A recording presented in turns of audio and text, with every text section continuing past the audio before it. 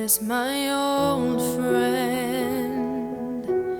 I've come to talk with you again, because a vision softly creeping left its seeds while I was sleeping, and the vision that was planted in my brain still remains within the sound of silence. In restless dreams I walked alone, narrow streets of cobblestone, neath the halo of a street lamp. I turned my collar to the cold and damp, when my eyes were stabbed by the flash of a neon light that split the night and touched the sound of silence. And in the naked light I saw 10,000 people, maybe more,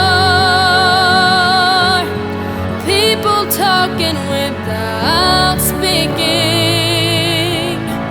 people hearing without listening, people writing songs that voices never share, and no one dare disturb the sound of silence. Fool, said I, you do not know, silence like a cancer grows. Hear my words that I might teach you,